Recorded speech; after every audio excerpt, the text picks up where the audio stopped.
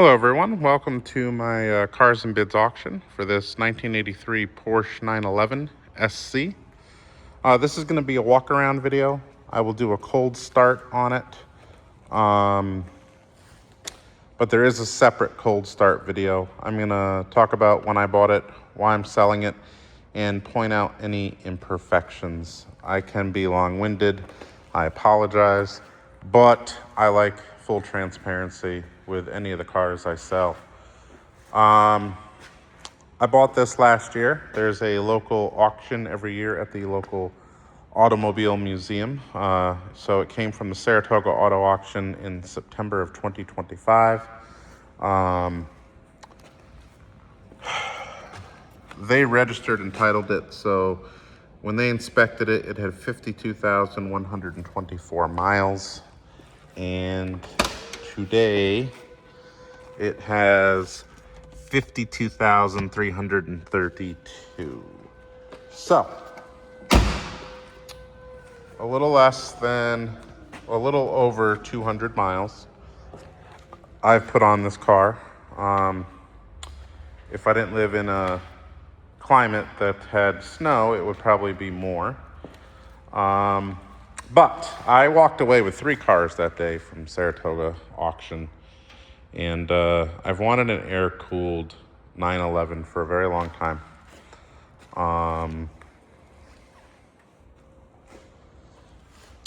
Typically, I like to buy the last example of a car. So I'd say ideally I would have bought a late 90s 911 right before they stopped using the air-cooled engines. But this is what I could afford, and this is what I wound up with. Obviously, there's going to be a lot of Porsche fans looking at this auction. So before I have hate in the comments and tell you why I'm selling it, I want to tell you why I love it. I love this car for a few reasons. One, I love the color. This is, I believe Porsche calls it blue slate metallic. It's a beautiful, beautiful color. And there were a few 911s from the 80s for sale that day. And I specifically picked this one for the auction, or I'm sorry, for the color.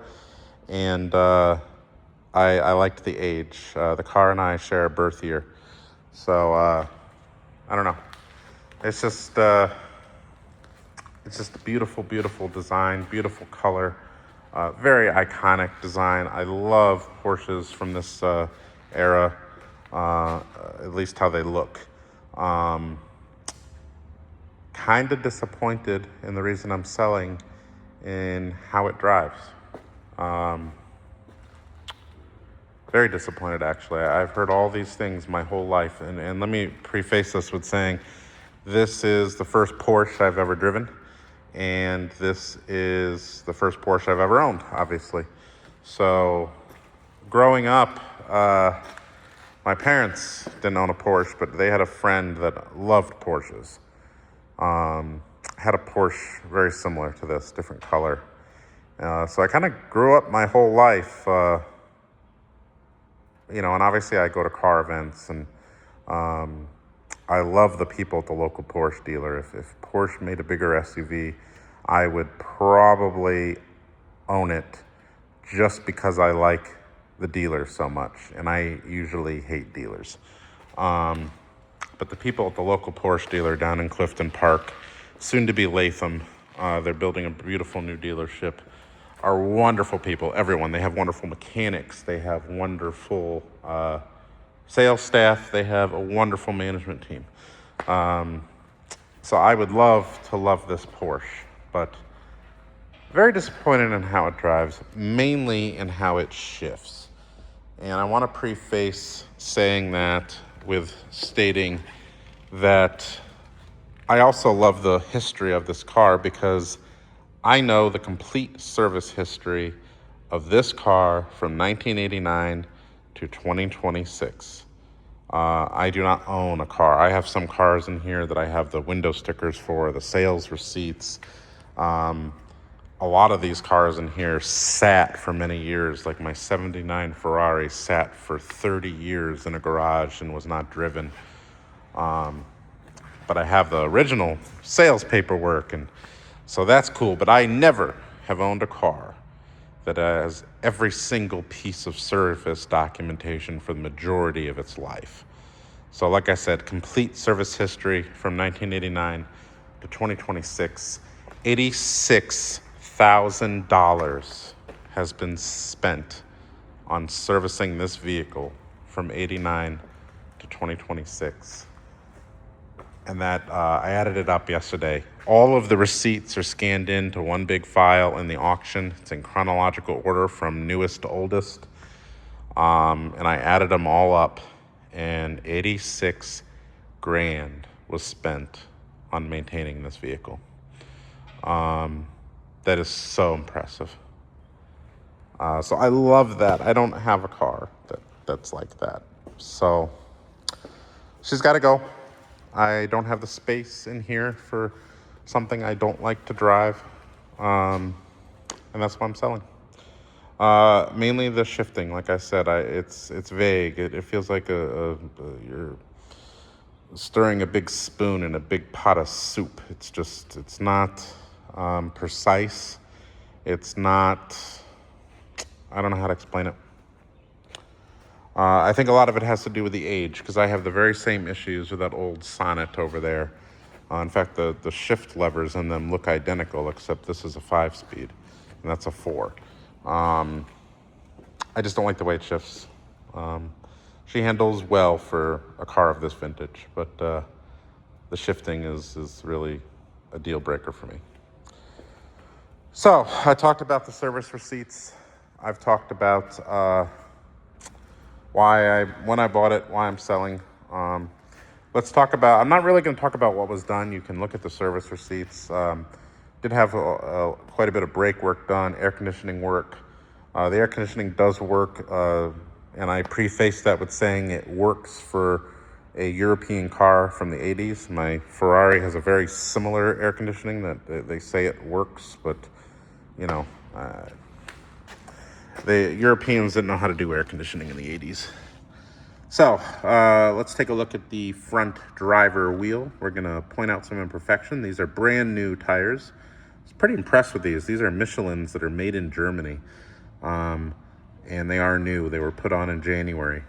This tire, which is the driver front, and there will be photos of this, but it's nice to know which is which. This was the 25th week of 2025 is the date code on driver front. Driver rear is date code is going to be the 21st week of 2024.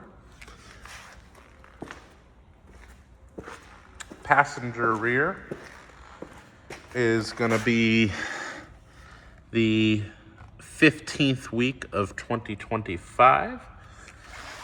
And passenger front is going to be the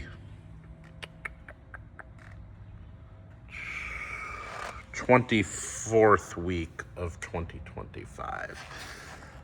So those are the date codes, brand new tires. And I want to also preface this. This had a huge service in January at Porsche Clifton Park. They have a wonderful mechanic there that only works on classic Porsches. And I basically told him, fix whatever this car needs. They were basically given a blank check. Because I thought I was keeping it at that point. I still would have fixed it. I don't like selling a problem. So let's point out some imperfections. We'll start it. We're going to start with the hood. There is some chips on the hood. You have one right here. You have another right over here. This is the driver's side. And obviously in front of the car, you have multiple chips from the road. Chip. This was driver's side. The biggest issue on this car, as far as damage, is this dent right here. And I want to preface, like I said earlier, when this was serviced in January, it was not driven to the Porsche dealer. I had the Porsche dealer send up an enclosed trailer. It backed up right to here, and the car was driven out of the garage onto the trailer. The reason that headlamp has not been fixed, I'll show you exactly what car bumped into it. It was this yellow Land Rover. I was moving cars around in here, and it's not like it was a high rate of speed, but it hit that brush guard on the Land Rover and did that. That is the biggest cosmetic flaw in this car. I did try to have it fixed while I was at the Porsche dealer, but sadly, Porsche outsources their body work to another body shop, and the body shop insisted, even though I believe these come off, insisted that the whole car be driven to them and so they could look at it. Obviously, being January, I didn't want the car driven anywhere with the salty roads in this area, so I said I would deal with it in summer, but then decided to sell. I was told $600 to $700 to fix that dent, and there is a smaller dent that I didn't do on the passenger side headlamp ring here. That $600 to $700 quote was to fix both, which I almost feel like maybe you could do PDR on the smaller ones. You do have chips, obviously down here, multiple chips, nothing major, but to be expected. For a 1983 car, looks great. This is passenger side. Looks like a chip that someone touched up at one point. A couple chips in here. Really, really nice car. I have not waxed this or paint corrected it or anything. You do have a chip right in here on the passenger front wheel, above the wheel here. That looks like someone touched it up.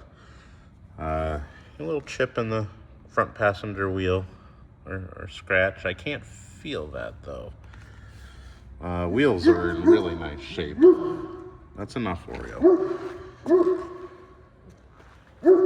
Hey. Antenna works. The windshield is clean. It's about to get professional photos done. So you do have chips in here on the windshield. All small. There's no cracks or anything like that. Just small kind of road rash. Obviously, the mirrors are not perfect. But the body itself is really few and far between as far as cosmetic issues. Obviously, we'll be doing photos outside. This is inside. But really nothing on the passenger door. Trying to find something, but can't. But there's some stuff.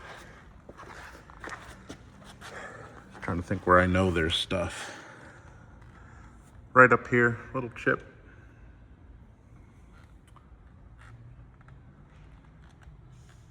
Rear passenger wheel is in really nice shape.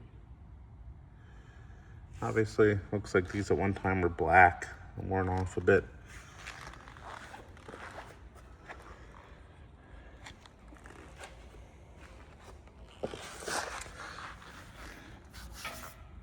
Trying to wipe away some little bit of dirt. Hard pressed to find anything. Here's a scratch right in here. That's dirt. Little scratch right here.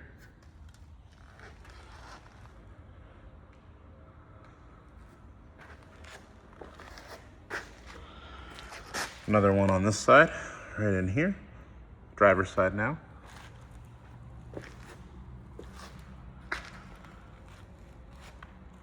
There's a bug right here.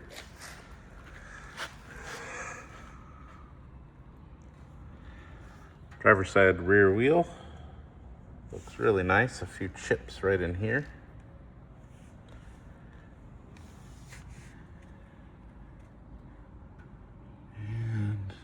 paint looks great over here. Driver door looks really, really nice. You do have a scratch that you can feel right here on the driver door. Further up, there is another chip that looks like someone touched it up. Obviously, driver's side mirror. Your chips.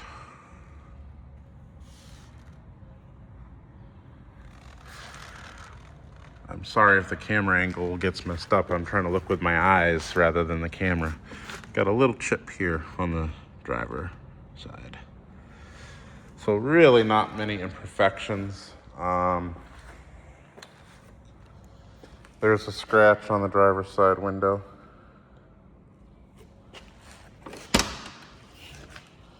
And let's just make sure I got my key. Inside is in great shape. Seats are in really nice shape. The rear seats do fold down. Oh, wrong key. There it is. All right. Let's open up the front and the rear, get her started.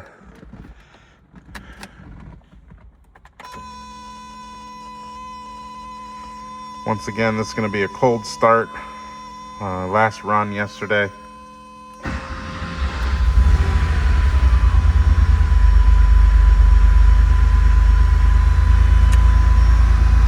All of the gauges work.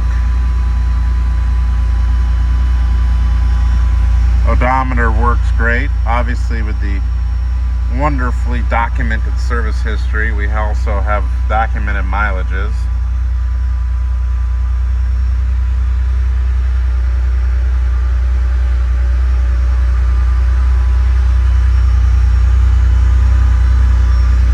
Let's turn on all the lights. Demonstrate that. Windows do work.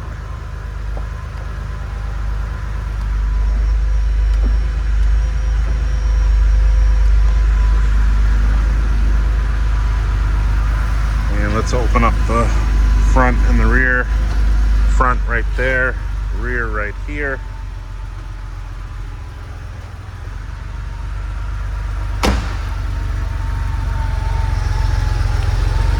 All the lights work.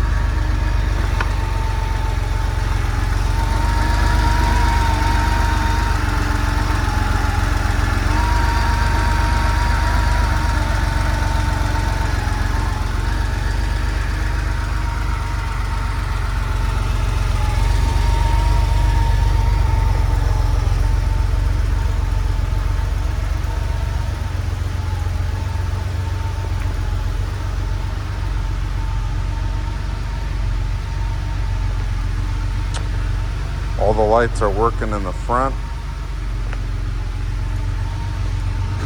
Open up the front here.